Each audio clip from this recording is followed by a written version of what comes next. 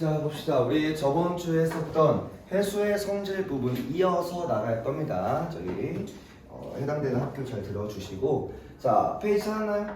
아니, 거기 말고 해수의 성질. 네. 좋아요. 찾았어? 페이지? 아니야.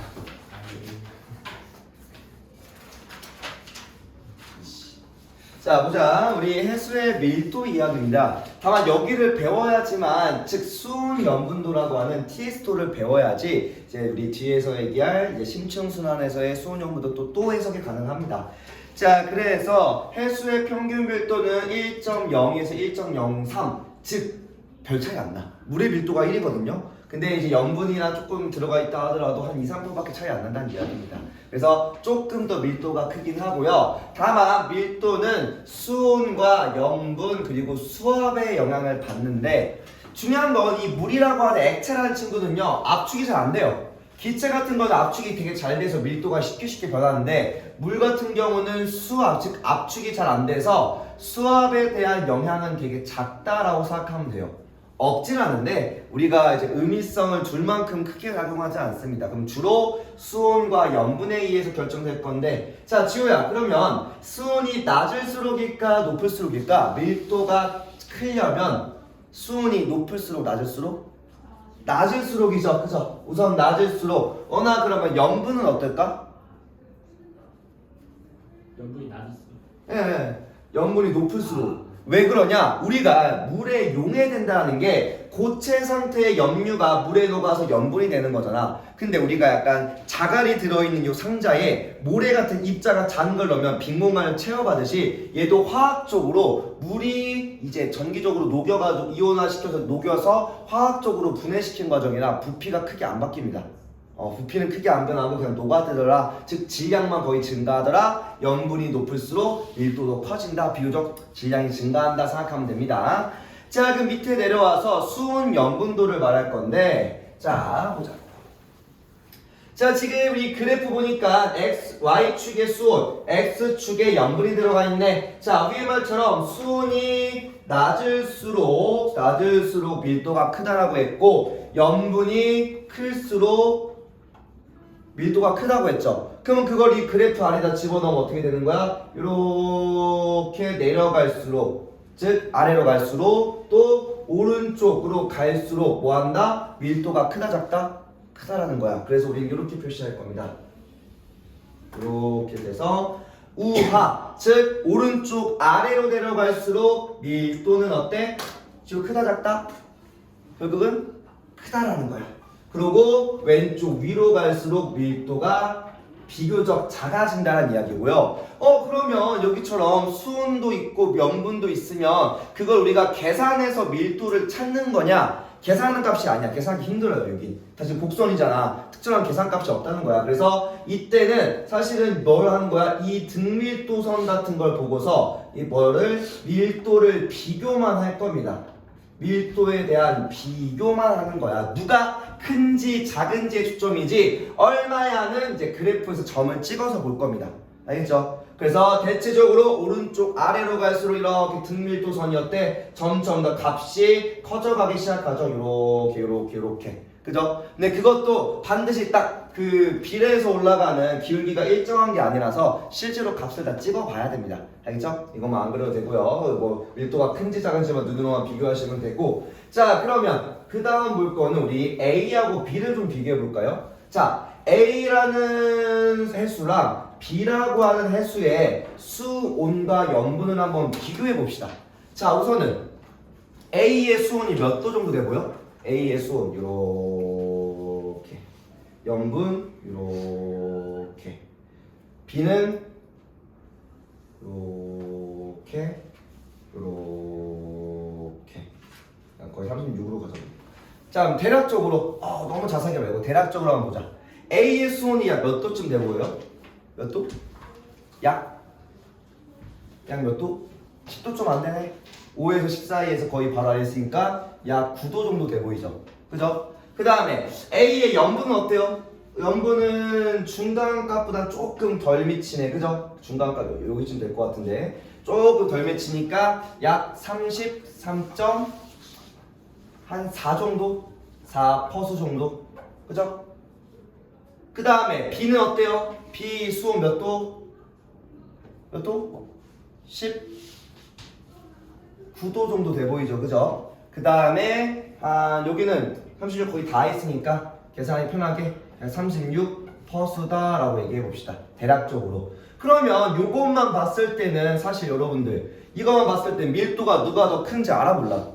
값만 봐서 절대 몰라요. 그런데 A하고 B 중에 원은 어때? A하고 B의 밀도 중에 누가 더 커, 작아, 같아? A하고 B의 밀도 어때 보여요? 같아 보여. 같아 보여. 왜 같아? 아니 수온이 없는 다 다르잖아. 어? 왜 같아? 왜 같다고 얘기했어? 뭐가 보이는 게 있으니까 같다는 거 아니야? 어? 1.0. 그래 1.016이라고 뭐야? 등밀도선의 같이 위에 올라갔잖아. 사실 이 값은 알 바 아니라는 거야. 그러니까 이 값에 따라 점을 찍으면 되는 거고 그 점이 어떤 밀도선 위에 걸쳐 있는지만 보면 돼요. 알겠죠? 이해돼? 자, 그 다음에 C라는 애가 누구? 그래서 일단 여기 채우고 C랑 그러니까 세 번째 거랑 그 다음에 호남까지 한번 볼게요. 자, 우선은 왼쪽 상단으로 갈수록 수온이 높고 염분이 낮아지죠. 그럼 밀도가 커, 작아? 어때요? 반도 작아지겠지, 그치? 그 다음에 오른쪽 하단으로 갈수록 수온이 낮고 염분이 높네. 그럼 밀도가 커지기 시작합니다. 그래서 A와 B는 수온과 염분이 다르지만 밀도는 같아. 그걸 뭐 보고 알아? 등밀도선에서 같은 선상에 있으니까 라고 할 겁니다. 알겠죠? 그러니까 이거를 계산하는 게 아니라는 거야. 점 찍어서 어디 위에인지 여러분이 확인하면 되고요. 그래서 수온과 염분으로 밀도를 구할 거야. 뭐 가지고? TS도를 통해서 점을 찍어서입니다. 알겠죠? 그래서 비교만 할 수 있으면 되고요. 알겠죠? 자, 그 다음에 얘를 이제 우리가 C라고 해보자. C. 15도 C에 35퍼수. 이거 한번 그려봐 여러분들이. 15도 C. 이렇게. 그러니까 이거야. 그리기 전에 먼저 얘기해볼까? 이를 C라는 해수라고 하면요 A하고 B보다 밀도가 클까 작을까 아니면 같을까? 어때요? 모르잖아 사실. 점 찍기 전까지 모른다고요. 그러면 35% 이렇게 가네. 그러면 살짝 점을 찍었을 때 이때 잘 못 찍은 건가? 자 다시 한번 15 이렇게 35 이렇게 되네요. 그죠? 그럼 어때요? 이 C라는 친구도 어디 선 위에 있어? 어디? 요 선 위에 있죠. 그죠? 그럼 얘도 약 1.016으로 거의 같더라. 거의 A, B와 같은 느낌이 나타나겠죠. 그죠? 이렇게 우리가 찍어보기 전까지 모른다는 이야기야. 자, 또 하나 더 나오는 게 A와 B를 적으세요. B를 같은 양으로 혼합했을 때 혼합했을 시입니다. 혼합시. 그러면 이거에 대한 예를 우리가 D라고 해봅시다. 얘랑 얘를 섞어서 D라고 하는 해수를 한번 만들어 봅시다. 그러면 뭐 이제 물론 사실 우리가 따져야 될 게 많긴 하지만 대략적으로 이제 얘기해 보면요. 자, 9하고 19도 사이면 몇 도야? 10도 차니까 몇 도? 14도. 그 다음에 33.4에서 36 사이면요 2.6 정도 차이 나죠. 그러면 여기서 1.3 더하면 34.37 퍼수 정도 되겠네요. 이해돼요? 그럼 한번 찍어보자. 14도 14도 길이가 조금 이렇게 가고 그 다음에 34.7 가운데에서 5, 6, 7 중간 조금 안 되게 이 정도 34, 7, 8, 8 가운데 8, 7 가운데 조금 더 돼. 이렇게 좀 되겠네요. 좀 찍기 좀 어렵네. 이렇게 정도 됩니다. 이렇게 나타나게 돼요. 이런 식으로 34, 14도 이 정도쯤 되겠네요. 이 아래선도 되겠네요. 이렇게 됩니다. 그 선을 못 그리긴 했죠. 이게 원래 정확하게 딱 그려야지 보기 좋은데 34에서 37 이렇게 정도 돼. 자, 그러면 지금 이게 물론 그 비교하는 것만 조금씩 다르긴 한데요. 이때 A하고 B의 혼합물은 이 혼합물 D의 점이 지금 어디 찍히는 거야? 여기에 찍히죠. 그죠? 그러면 혼합물은 A랑 B보다 어때? 밀도가 조금 더 크죠. 그죠? 물론 잘 찍은 거에서는 같은 경우도 있는데요. 이때 여기서 좀 차이가 더 많이 나는 애를 섞을수록 이 사이 값이 더 크게, 즉 더 밀도가 커지기 시작합니다. 얘는 지금 좀 차이가 적게나 덜 나긴 하는데, 그래서 얘네가 완전 직선상이 아니라서, 기울기가 직선이 아니라서 약간 곡선을 띠고 있기 때문에 이때 두 물질, 특히나 이런 거 두 개 섞어버리면요, 이렇게 찍으면 이 가운데 값이 찍히기 때문에 더 이쪽으로 빠지기 시작해요. 이해돼요? 이해돼? 그래서 실제로는 혼합했을 때 밀도가 큰 경우가, 밀도가 더 큰 경우가 존재합니다. 존재해요. 그래서 아닌 경우도 있긴 해. 아닌 경우도 있으나 존재하는 경우가 있기 때문에 뭐 해야 돼? 혼합해서 찍어봐야지 알아요. 아마 이것보다 문제가 더 깔끔하게 나올 건데 이런 식으로 물어본 경우도 있습니다.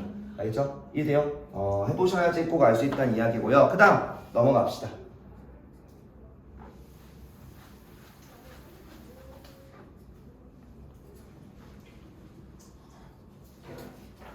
영상이 너무 유명해지지 않겠지? 나중에 이거 댓글 들어서 얘기. 여기서 바로 삭제해야겠다. 무서워. 자, 그래서 해수의 수온과 밀도에 대한 분포고요. 자, 지금 봤을 때 수온과 대체로 반비례 합니다. 아무래도 이 영분의 차이를 해봤자 한 3% 이내고요. 뭐 크게 차이가 5%까지도 차이 나기도 하는데 5% 이상. 근데 수온은 어때요? 수온은 막 30도부터 마이너스 0.5도까지 바뀌어. 그러다 보니까 수온은 많이 바뀌잖아. 그죠? 그러다 보니까 아무래도 전반적으로 수온에 대한 영향이 더 큽니다. 수온에 대한 영향이 비교적 더 크다는 거야. 그러니까 수온 변화가 더 크기 때문에 염분 변화보다, 깊이에 따른 염분 변화, 위도에 따른 염분 변화보다 위도에 따른 수온, 깊이에 따른 수온 변화가 더 크기 때문에 아무래도 조금씩 더 밀도 분포는 수온에 더 영향을 많이 받는다 생각하면 되고요. 자, 그래서 적도 부분은, 저위도는 밀도가 작아. 왜? 수온이 높으니까 밀도가 되게 작게 나온다는 이야기입니다. 간단하게만 볼게요. 그리고 고위도로 가니까 60도 이후로 가니 밀도가 꽤나 높게 나타나죠. 그래서 60도 부근에서. 그래서 북반구 기준에서는 전반적으로 50에서 60도 부근에 밀도가 크게 높게 나타납니다. 높게 나타나.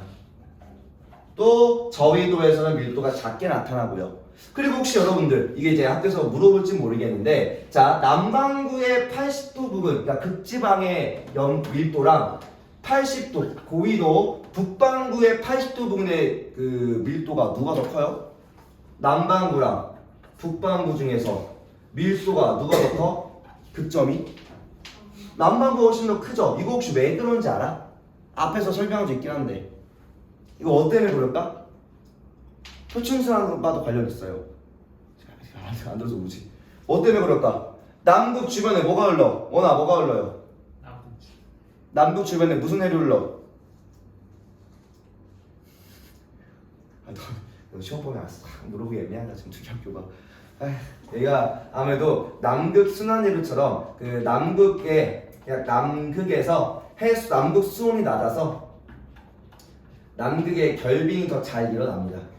북극보다 남극의 결빙이 비교적 더 잘 일어나는 편이야. 그래서 결빙이 발생하면 밀도가 어떻게 된다? 커진다고 했었죠. 그죠? 이게 우리가 표층연분에 대해 영향을 받는 게 세 가지. 증발량과 강수량, 두 번째가 담수의 유입, 세 번째가 결빙과 해빙에 대한 이야기인데 남극의 결빙이 비교적 커요. 또 북극은 또 주변에 대륙을 감싸오기 때문에 담수가 꽤나 많이 유입돼서 담수와 그리고 표층순환의 그 해류의 영향, 그리고 해빙이 더 많이 발생한 이런 복합적인 요소 때문에 북극의 밀도가 조금 더 작은 편입니다. 표층 밀도가. 알아만 두시면 되고요. 얘는 서로 이렇게 대칭적이죠. 대칭적인 분포를 가진다.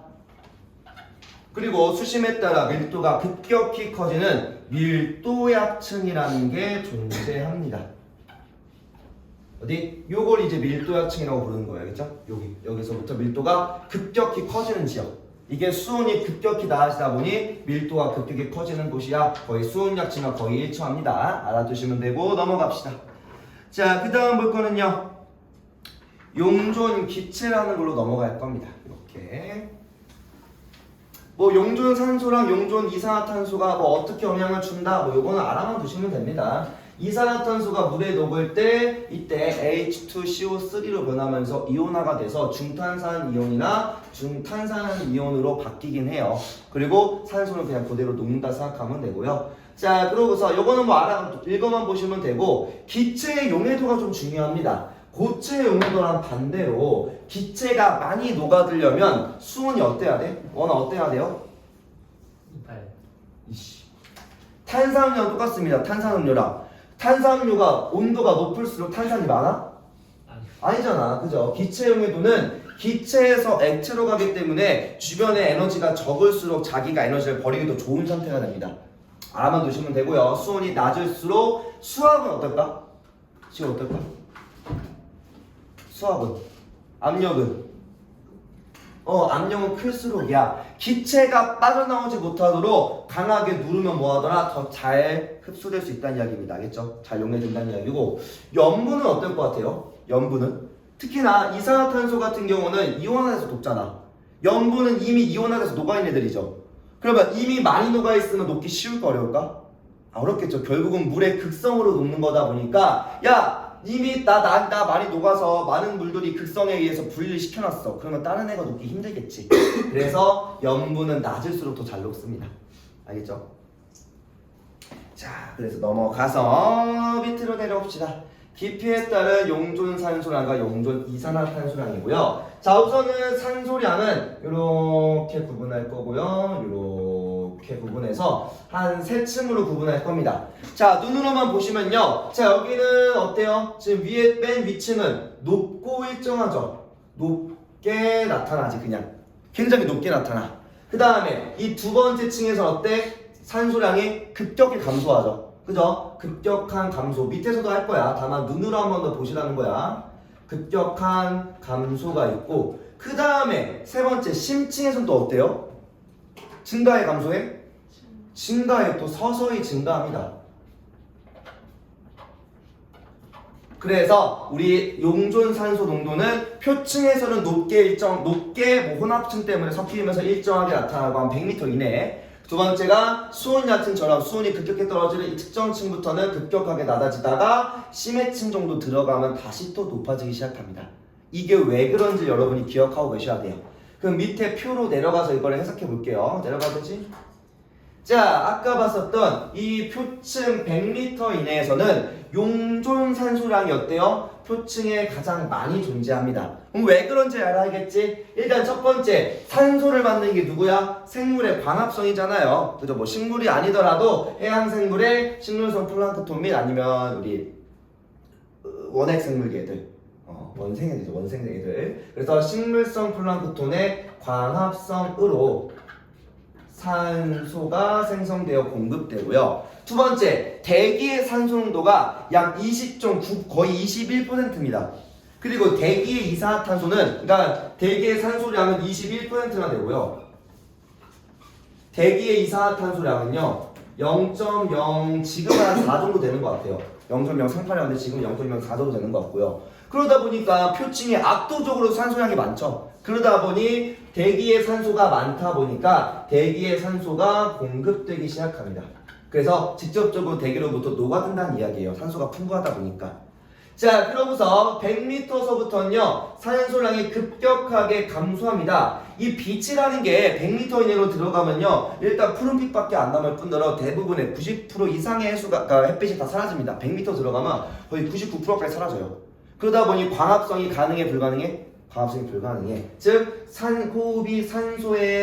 호흡에 산소가 이용돼 소비돼. 즉 광합성은 안 일어나고 광합성은 없고 호흡만 발생한다는 이야기죠. 그러다 보니 산소량이 증가하더라 라는 이야기고요. 알겠죠? 자, 깊어질수록 다시 또 증가하기 시작합니다. 나 이거는 뭐 때문일까? 우리 심층순환의 장점이 뭐였어? 심층순환에서 뭘 공급해줘? 즉 침강이 발생하면 뭘 공급한다고 했지? 산소? 산소를 공급해. 이거 내가 못해요. 이거 지우고 여기다가 극 써주면 됩니다. 산소가 풍부한 극해역의 표층의 수. 더군다나 앞에서 배웠듯이 이 고緯도는요 그러니까 표층수랑 심해층의 수온차가 나지 않기 때문에 위층과 즉 수온양측이 없는 곳이야. 그러다 보니 밀도약층이 없으니 침강하기도 좋은 조건이야. 그래서 표층에 지금처럼 풍부한 산소가 직접적으로 침강해서 심해에 공급해줍니다. 앞에서 본 심층수에서 각각의 다양한 위도로. 그래서 깊어질수록 일단 생물에 대한 소비도 줄고, 그러니까 생물량이 줄어들고 또 직접적인 극해역의 공급으로 산소량이 오히려 다시 높아지더라 라고 생각하면 됩니다. 그래서 오히려 생물이 조금 더 존재할 수 있는 게 더 낮은 데고 이 중간 지점에는 생물이 좀 적다고 하더라고요. 뭐 그렇다고 합니다. 자, 그 다음에 이산화탄소량입니다. 얘는 그냥 간단하게 이렇게만 구분하면 될 것 같아. 여기는 뭐야? 그냥 높아 낮아? 되게 낮죠? 그냥 매우 낮게 있는 곳이고 여기서부터는 뭐예요? 산소량이 CO2량이 그냥 증가하죠. 그죠? 물론 급격히 증가도 있긴 한데요. 이거는 이렇게 조금 더 구분하시는데 그냥 밑으로 가면 다 증가입니다. 증가. 자, 이것도 한번 해석해 볼까? 자, 여기는 아무래도 여기 맨 위는 광합성량 때문이고요. 여기서부터 얘랑 반대로 가는 거죠. 이 부분은 지금 대칭적이죠. 그러면 결국 내용도 즉 그 과정도, 그러니까 발생한 원인도 똑같이 같은 이유로 반대적으로 변한다 생각하면 됩니다. 왜? 광합성과 호흡은 서로 반대니까, 그죠? 그럼 내려가서 보자. 이렇게만 적어놓고 내려가서 볼게요. 용존 이산화탄소량은 표층에 어때? 가장 적다죠, 그죠? 제일 적어. 왜? 대기 중에 이산화탄소가 비교적 적은 것도 있긴 한데 그것보다 더 중요한 게 뭐예요? 이 플랑크톤들이 뭐예요? 광합성으로 사용합니다. 거기서 오히려 여기는 광합성 때문에 이산화탄소량이 비교적 더 적은 곳이고요. 그 다음에 깊어질수록 용존 이산화탄소량이 점차 증가하기 시작합니다. 자, 우선은 뭐 때문이냐? 일단은 제일 먼저 깊어질수록 수온 감소, 수압 증가야. 그러다 보니까 그냥 기체의 용해도 자체가 증가합니다. 얘는요, 뭐 얘도 영향 받죠. 근데 여기는 기체 용해도가 증가하고 수심이 깊어질수록 광합성량은 줄어들고 또한 뭐야? 생물은 아까 심해도 있다고 없다고? 있다고. 그러면 광합성은 줄어들고 오히려 호흡만 존재하다 보니 내려가면 이산화탄소량도 많고 산소량도 많아지는 공간이 발생합니다. 심해층은요. 그냥 심해층은 둘 다 높죠. 둘 다 조금 더 높게 나타나죠. 그죠? 자, 그리고 마지막 질문입니다. 자, 그래서 이렇게 표층을 봤을 때 자, 표층을 비교할 겁니다. 그러면 표층에서의 용존 산소량과 표층에서의 이산화탄소량의 농도는 어때요? 누가 더 커? 얘는 높고 얘는 낮았어. 근데 표층의 산소량과 표층의 이산화탄소량은 누가 더 커요? 어때? 어때? 누가 더 커? 그치, 이산화탄소. 왜? 아니 얘가 표층에서 가장 높은 게 전체 얘가 제일 여기가 높잖아. 근데 왜 이산화탄소가 높아? 맞아, 왜 높아? 그냥 그래프 써있으니까. 그 얘기야. 뭐 한다고? 이산화탄소량은 아무리 적어도 40 이상이야. 40ml 이상인데 산소량은 아무리 높아도 10ml가 될 수 없다고요. 그러면 절대적인 무슨 차이야? 이 이야기는 뭐해? 절대적인 용해도 차야. 화학적이라는 이야기는 화학적 요소인 거죠. 이 각각의 물질의 고유한 성질에 의해서 물이라고 하는 해수라는 거에 녹기에는 산소보다는 이산화탄소량이 절대적으로 더 잘 녹는다고 생각하면 됩니다. 알겠죠? 그래서 이산화탄소는 산소보다 기체 용도가 이것 자체가 엄청 크다 보니까 몇 배 이상 크다 보니 용존 이산화탄소 농도는 산소보다 항상, 즉 전체적으로 전 수심에서 표층뿐만 아니라 전 수심에서 항상 더 높게 나타난다는 이야기입니다. 그래서 문제에서 많이 물어봐. 산소가 표층이 높다 보니까 그래서 밑에 들어가면 이산화탄소가 더 높지만 표층에서는 얘가 더 높냐라고 물어본 경우가 많습니다. 이거 다 아니에요. 알겠죠? 표층이든 뭐든 항상 이산화탄소 높습니다. 오케이? 자, 여기까지 하고 이제